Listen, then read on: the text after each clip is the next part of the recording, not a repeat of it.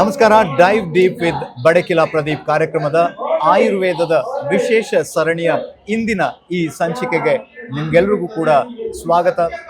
ನಾವು ಆಯುರ್ವೇದದಲ್ಲಿ ವೈದ್ಯರನ್ನ ಇಲ್ಲಿ ಮಾತನಾಡಿಸ್ತಾ ಇದ್ದೀವಿ. ಕೆಲವರು ಮೊದಲ ಜನರೇಷನ್ ವೈದ್ಯರಿರ್ಬೋದು, ಎರಡನೇ ಜನರೇಷನ್ ಇರ್ಬೋದು. ಆದರೆ ನಮಗೆ ತುಂಬ ಅಪರೂಪದಲ್ಲಿ ಸಿಗುವಂಥವ್ರು ಅಂದರೆ ಮೂರನೇ ಜನರೇಷನ್ನ ವೈದ್ಯರಾಗಿರುವಂಥವ್ರು. ನಮ್ಮ ಜೊತೆ ಡಾಕ್ಟರ್ ಸುಚರಿತಾ ಅವರಿದ್ದಾರೆ.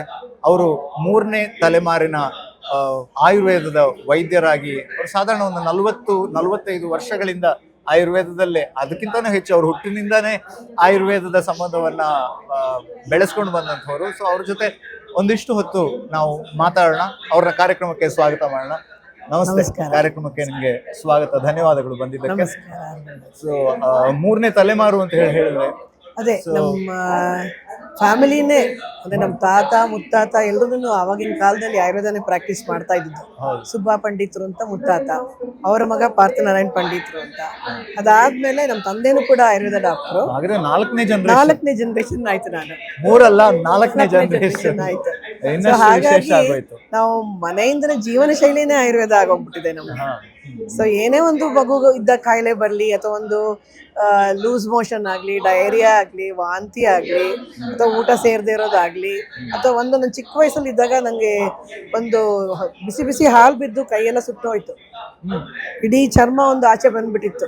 ನಾನು 1 ವರ್ಷ 2 ವರ್ಷ ಮಗು ಇದ್ದಾಗ ನಮ್ಮ ತಂದೆ ಬಯರಿ ಆಯುರ್ವೇದ ಔಷಧಿಗಳು ಮಾಡಿದೆ ನೋಡಿ, ಒಂದು ಚೂರು ಮಾರ್ಕು ಇಲ್ಲ ಕೈನಲ್ಲಿ, ಆ ಥರ ಗೊತ್ತೇ ಆಗಲ್ಲ, ಆ ಥರ ಇದೆ. ಸೊ ಅಷ್ಟು ಒಳ್ಳೆ ಔಷಧಿಗಳಿದೆ ಆಯುರ್ವೇದದಲ್ಲಿ. ಸೊ ಅದನ್ನೇ ಬಳಕೆ ಮಾಡ್ಕೊಂಡು ಬಂದಿದ್ದು ನಾವು. ಒಂದು ಹುಳುವಿಗೆ ಔಷಧಿ ಆಗಲಿ, ಅಪರೂಪದ ಶ್ವಾಸ. ಅವಾಗ ಏನಾಗಿತ್ತು ಅಂತಂದ್ರೆ ಬೆಂಗಳೂರಿನಲ್ಲಿ ತುಂಬಾ ಅಲರ್ಜಿ ಸೀಸನ್, ಪಾರ್ಥೇನಿಯಂ ಅಂತ ಒಂದು ಕೆಟ್ಟು ಒಂದು ಸೇರ್ಕೊಂಡು ಎಲ್ಲಾ ಕಡೆ ಅಲರ್ಜಿ. ಸೊ ಅದಕ್ಕೆ ಅಂತ ಒಳ್ಳೆ ಶ್ವಾಸ ರೋಗಕ್ಕೆ ಎಷ್ಟು ಒಳ್ಳೊಳ್ಳೆ ಗಿಡಮೂಲಿಕೆಗಳಿದೆ ನಮ್ಮಲ್ಲಿ. ಸೊ ನಾವು ಮನೆಯಲ್ಲೇ ಅದನ್ನ ಬಳಕೆ ಮಾಡಿಬಿಟ್ಟು ಮನೆಯಲ್ಲಿ ಹಿಂದೆನೇ ಬೆಳ್ಕೋಬಹುದು ಎಷ್ಟೊಂದು ಸಿಂಪಲ್ ಆಗಿ. ನಮ್ದು ಒಂದು ದೊಡ್ಡ ಆಸ್ಪತ್ರೆ ಕೂಡ ಇತ್ತು ಕುಂಬಳಗೂಡಿನಲ್ಲಿ. ಅಲ್ಲೂ ಕೂಡ ಮೆಡಿಸಿನ್ ಮ್ಯಾನುಫ್ಯಾಕ್ಚರಿಂಗ್ ಯೂನಿಟ್ ಬೇರೆ ಇತ್ತು, ಹಾಸ್ಪಿಟಲ್ ಸೆಕ್ಷನ್ ಬೇರೆ ಇತ್ತು. ಸೊ ಅದು ಒಂದು ಆಯುರ್ವೇದ ಜಗತ್ತೇ ಒಂಥರ. ಅಲ್ಲಿ ಒಂದು ದೇವಸ್ಥಾನನೂ ಇತ್ತು, ಧನ್ವಂತರಿ ದೇವಸ್ಥಾನ ಕೂಡ ಇತ್ತು. ಸೊ ಬಟ್ ಫೀಮೇಲ್ ಅಂದ್ರೆ ಹೆಲ್ತ್ ಇಶ್ಯೂಸ್ ಬಗ್ಗೆ ಮಾತಾಡ್ತಾ ಇದ್ರಿ ನೀವು. ತುಂಬಾ ಇಂಪಾರ್ಟೆಂಟು. ಈಗ ನಾ ಏನ್ ಹೇಳ್ತೀನಿ ಅಂತಂದ್ರೆ, ಸಾಮಾನ್ಯ ಸ್ತ್ರೀ ರಕ್ಷತಿ ರಕ್ಷಿತಃ ಅಂತ ಒಂದಿದೆ. ಧರ್ಮೋ ರಕ್ಷತಿ ರಕ್ಷಿತಃ ಅನ್ನಕ್ಕೆ ಸ್ತ್ರೀ ರಕ್ಷತಿ. ಯಾಕೆಂದ್ರೆ ಇದು ಒಂದು ಪೋಲ್, ಸೆಂಟರ್ ಆಫ್ ದಿ ಪೋಲು ಒಂದು ಫ್ಯಾಮಿಲಿಗೆ ಫೀಮೇಲ್.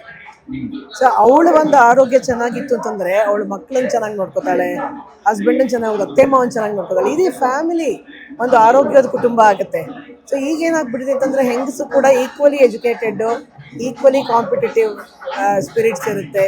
ಸೊ ಎಲ್ಲ ಇರೋದ್ರಿಂದ ಏನಾಗುತ್ತೆ ಅಂತಂದ್ರೆ ಅವ್ರಿಗೆ ಮಲ್ಟಿ ಟಾಸ್ಕಿಂಗ್ ಆಗೋಗ್ಬಿಡುತ್ತೆ. ಮನೆಯೂ ನೋಡ್ಕೋಬೇಕು, ಕೆಲಸದ ಜವಾಬ್ದಾರಿನೂ ಇರುತ್ತೆ. ಸೊ ಮಕ್ಕಳನ್ನು ಚೆನ್ನಾಗಿ ಬೆಳೆಸ್ಬೇಕು, ಮತ್ತೆ ಫ್ಯಾಮಿಲಿ ಚೆನ್ನಾಗಿ ನೋಡ್ಕೋಬೇಕು, ಮನೇಲಿ ಅಡುಗೆನೂ ಮಾಡಬೇಕು ಕೆಲಸದಲ್ಲಿ. ಸೊ ಎಲ್ಲದು ಮಲ್ಟಿ ಟಾಸ್ಕಿಂಗ್ ಆಗ್ಬಿಡುತ್ತೆ. ಸೊ ಏನಾಗಿದೆ ಇತ್ತೀಚೆಗೆ ನಾನು ನೋಡೋ ಪೇಷಂಟ್ಸ್ ಅಲ್ಲಿ ತುಂಬಾ ಸ್ಟ್ರೆಸ್. ಅವ್ರಿಗೇನು ಕಾಯಿಲೆನೇ ಇರ್ಬೇಕಾಗಿಲ್ಲ. ಡಾಕ್ಟರ್ಗಳ ಹತ್ರ ಯಾಕೆ ಬರ್ತಾರೆ ಅಂದ್ರೆ ಅವ್ರ ಮನ್ಸಲ್ಲಿ ಇರೋದನ್ನ ಒಂದ್ಸಲಿ ಹೇಳ್ಕೊಳಕ್ ಬರ್ತಾರೆ. ಏನೋ ಒಂದು ಸಣ್ಣದಲ್ಲಿ ನೋವು ಅಥವಾ ಏನೋ ಒಂದು ಇರುತ್ತೆ, ಅದು ಮೇಜರ್ ಪ್ರಾಬ್ಲಮ್ ಇರೋದಿಲ್ಲ. ಸೊ ಅದನ್ನ ನಾವು ಆಯುರ್ವೇದ ಡಾಕ್ಟರ್ ಆಗಿ ಕೂತು ವಿಮರ್ಶಿಸಿ ನಿಧಾನಕ್ಕೆ ಅವ್ರ ಹತ್ರ ಕೂತ್ಕೊಂಡು ಕೌನ್ಸಿಲಿಂಗ್ ತುಂಬಾ ಇಂಪಾರ್ಟೆಂಟ್ ಇದೆ. ಯಾಕೆ ಏನು ಅವ್ರ ಹತ್ರ ಪ್ರಾಬ್ಲಮ್ ಇದೆ, ಏನ್ ಪ್ರಾಬ್ಲಮ್. ಅರ್ಧಕ್ಕರ್ಧ ಜನ ನಾವು ಮಾತಾಡ್ತಾನೆ ಕಣ್ಣಲ್ಲಿ ನೀರು ಹಾಕೋತಾರೆ, ಅವ್ರ ಮನೆ ಪ್ರಾಬ್ಲಮ್ಸ್ ಹೇಳ್ತಾರೆ. ಸೊ ಆವಾಗ ನಾವೇನು ಅದು ಕರೆಕ್ಟಾಗಿ ನಾವು ಬರೀ ಒಂದು ದೇಹಕ್ಕೆ ಒಂದು ಔಷಧಿ ಕೊಟ್ಟರೆ ಸಾಲದು, ಅವ್ರ ಮನಸ್ಸಿಗೇನು ಅಷ್ಟೇ ತಾವು ಯಾವ ಥರ ಅದನ್ನು ಹ್ಯಾಂಡಲ್ ಮಾಡ್ಕೊಂಡು ಹೇಳ್ಕೊಡ್ಬೇಕು. ಅದು ನಮ್ಮ ಆಯುರ್ವೇದ ಸ್ವಸ್ಥಸ್ಯ ಸ್ವಾಸ್ಥ್ಯ ಜೀವನಂ, ಆಯುರ್ವೇದದಲ್ಲಿ ಯಾವಾಗಲೂ ಇದೆ ಹೇಳೋದು. ಹೆಲ್ತಿಯಾಗಿರೋನ್ನ ಇನ್ನೂ ಹೆಲ್ತಿ ಮಾಡಿ. ಅನಾರೋಗ್ಯಕ್ಕೆ ಔಷಧಿ ಕೊಡೋದಷ್ಟೇ ಇಲ್ಲ, ಹೆಲ್ತಿ ಇರೋನ್ನ ಹಿಂಗೆ ವೆಲ್ ವುಮೆನ್ ಕ್ಲಿನಿಕ್ ಅಂತ ನಾವು ಪ್ಲಾನ್ ಮಾಡ್ತಾ ಇದೀವಿ ಈಗ. ಅಂದ್ರೆ ಸಾಮಾನ್ಯ ಮೆನೋಪಾಸ್ ಟೈಮ್ ಬಂದಾಗ್ಲೇನೆ ಅವ್ರ ಮಕ್ಕಳು ಪ್ಯೂಬರ್ಟಿಗೆ ಬಂದಿರ್ತಾರೆ, ಅವರ ಟ್ಯಾಂಟ್ರಮ್ಸ್, ಹಸ್ಬೆಂಡ್ ಕೂಡ ವಯಸ್ಸಾಗ್ತಿರುತ್ತೆ, ಕೆಲವು ಕಾಯಿಲೆಗಳು ಬಂದಿರುತ್ತೆ, ಇಲ್ಲಿ ಅಪ್ಪ ಅಮ್ಮಂಗೆ ಅತ್ತೆ ಮಾವಂಗೆ ಜ್ವರಗಳು ಬಂದಿರುತ್ತೆ, ಅಥವಾ ಇನ್ನೊಂದು ಕಾಯಿಲೆ ಬಂದಿರುತ್ತೆ. ಇವನ್ನೆಲ್ಲ ಬ್ಯಾಲೆನ್ಸ್ ಮಾಡೋ ಅಂತ ಒಂದು ಮನಸ್ಥಿತಿ ಹೆಂಗಸಿಗಿರ್ಬೇಕು. ಅದನ್ನ ನಾವು ಪ್ರೊವೈಡ್ ಮಾಡಬೇಕು ಆಸ್ ಅನ್ ಆಯುರ್ವೇದಿಕ್ ಡಾಕ್ಟರ್ ಅಂತ very effective because that is the cream of women who come to Ayurveda clinics also. Because ಇವಾಗೊಂಥರ ಜೀರಿಯಾಟ್ರಿಕ್ಸ್ ಹ್ಯಾಂಡಲ್ ಮಾಡೋದೇ ಒಂದು ದೊಡ್ಡ ಬ್ರಾಂಚ್ ಆಗ್ಬಿಟ್ಟಿದೆ ಅಲೋಪತಿನಲ್ಲಿ. ಬಟ್ ಆಯುರ್ವೇದದಲ್ಲಿ ನಾವು ಹಂಗಲ್ಲ. ಸೊ ನಾವು ಜೀರಿಯಾಟ್ರಿಕ್ಸ್ ಅಂದ್ರೆ ವಯೋಸಹಜವಾದ ಒಂದು ಕಾಯಿಲೆಗಳು, ಈ ತರ ಸ್ಟ್ರೆಸ್ಫುಲ್ ಲೈಫ್ ಅದೆಲ್ಲ ಬರುತ್ತಲ್ಲ, ಅದಕ್ಕೆ ಸುಮಾರಷ್ಟು ಔಷಧಿಗಳು. ಲೈಕ್ ನೀವು ಕೇಳಿರ್ಬೋದು ಅಶ್ವಗಂಧ ಅಂತ ಒಂದು ಔಷಧಿ, ತುಂಬಾ ಒಳ್ಳೆ ಸ್ಟ್ರೆಸ್ ಬ್ಯಾಲೆನ್ಸ್ ಮಾಡುತ್ತೆ. ಹಾ ಆಮೇಲೆ ಅದರಿಂದಾನೇ ಕೂಡ ಹೈಪರ್ ಅಸಿಡಿಟಿ ಬರುತ್ತೆ, ಅದರಿಂದ ಶ್ವಾಸಕೋಶದ ತೊಂದರೆನೂ ಕೂಡ ಬರುತ್ತೆ.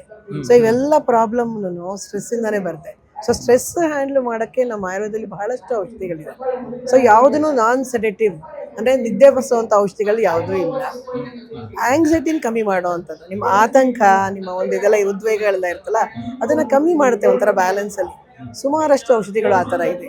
ಹಂಗೆ ಇವಾಗೊಂದು ಫೀಮೇಲ್ಸ್ ನಾವು ನೋಡ್ತೀವಲ್ಲ, ಬಂಜೆತನ ಅನ್ನೋದು ತುಂಬ ಕಾಮನ್ ಆಗ್ಬಿಟ್ಟು. ಹೌದು ಸೊ ಅರ್ಧಕ್ಕರ್ಧ ಜನ ದೇ ವಾಂಟ್ ಫಾಸ್ಟ್ ರಿಸಲ್ಟ್. ಹೌದು.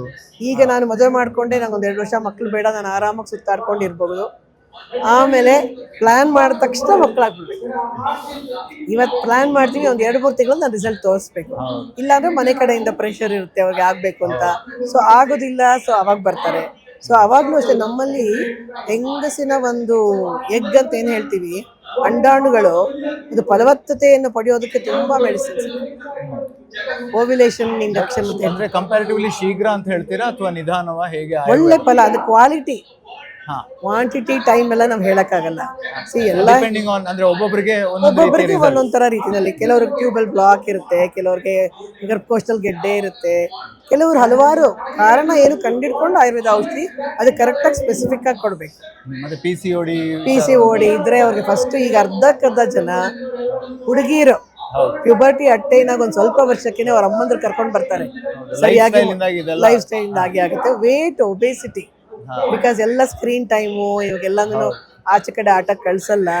ಮನೆಯಿಂದ ಆಚೆ ಬರ್ತಿದ್ದಂಗೆನೆ ವೆಹಿಕಲ್ ಅಲ್ಲೇ ಸ್ಕೂಲ್ ಹೋಗ್ತಾರೆ, ಸ್ಕೂಲಲ್ಲಿ ಕೂತಿರ್ತಾರೆ. ಸ್ಕೂಲಲ್ಲೂ ಪ್ಲೇ ಗ್ರೌಂಡ್ ಸರಿಯಾಗಿರೋದಿಲ್ಲ, ಆಟ ಆಡೋದಿಲ್ಲ. ಸೊ ಫಿಸಿಕಲ್ ನೀವು 14 ವರ್ಷದಿಂದ 40 ವರ್ಷದವರೆಗೂ ಏನು ಫಿಸಿಕಲ್ ಎಕ್ಸಸೈಸ್ ಮಾಡ್ತಿರೋ ಅದು ನಿಮಗೆ ಮುಂದೆ ವಯೋವೃದ್ಧದಲ್ಲಿ ಹೆಲ್ಪ್ ಆಗುತ್ತೆ. ಆಮೇಲೆ 60 ವರ್ಷ ಆದ್ಮೇಲೆ ನಾನು ನಡಿತೀನಿ, ಮಾಡ್ತೀನಿ, ಎಕ್ಸಸೈಸ್ ಮಾಡ್ತೀನಿ, ಪ್ರಾಣಾಯಾಮ. ಸೊ ನೀವು ಅದನ್ನ ಬೆಳೆಸ್ಕೋಬೇಕು. 14 ವರ್ಷದಿಂದ 40 ವರ್ಷದ ಒಳಗಡೆ ಅದನ್ನ ಬೆಳೆಸ್ಕೋಬೇಕು. Thank you. ಸೀಮಿತ ಸಮಯಾವಕಾಶ, ಸೊ ಅದರಲ್ಲಿ ಒಂದಿಷ್ಟು ಪ್ರಶ್ನೆಗಳನ್ನು ಕೇಳೋದಕ್ಕೆ ಮಾತ್ರ ಸಾಧ್ಯ ಆಯಿತು. ತುಂಬ ಸರಳವಾಗಿ ಉತ್ತರಗಳನ್ನು ನಮ್ಗೆಲ್ರಿಗೂ ಕೂಡ ಅರ್ಥ ಆಗೋ ಥರ ಕೊಟ್ಟಿದ್ದೀರಾ. Thank you. ಸೊ ನಿಮ್ಮೆಲ್ರಿಗೂ ಕೂಡ ಒಂದಿಷ್ಟು ಎಸ್ಪೆಷಲಿ ಮಹಿಳೆಯರಿಗೆ ಬರುವಂಥ ತೊಂದರೆಗಳ ವಿಚಾರವಾಗಿ ಒಂದಿಷ್ಟು ಉತ್ತರಗಳು ಸಿಕ್ಕಿರ್ಬೋದು. ಆಯುರ್ವೇದ ಹೇಗೆ ಪರಿಪೂರ್ಣವಾದ ಒಂದು ಔಷಧಿಗಳನ್ನು ಇರ್ಬೋದು ಅಥವಾ ಪರಿಹಾರವನ್ನು ಕೊಡೋದಕ್ಕೆ ಅಥವಾ ಲೈಫ್ ಸ್ಟೈಲ್ನ ಯಾವ ರೀತಿ ಉತ್ತಮಗೊಳಿಸೋದಕ್ಕೆ ದಾರಿ ಅಂತ ಹೇಳೋದನ್ನು ಡಾಕ್ಟರ್ ಸುಚರಿತಾ ಅವರು ತುಂಬ ಸುಂದರವಾಗಿ ಹೇಳ್ಕೊಟ್ಟಿದ್ದಾರೆ. ಅವರಿಗೆ ಮೊದಲಿಗೆ ಧನ್ಯವಾದಗಳನ್ನು ಹೇಳ್ತೀವಿ. ಮುಂದಿನ ಸಂಚಿಕೆಯಲ್ಲಿ ಸಿಗೋಣ. ನಮಸ್ಕಾರ.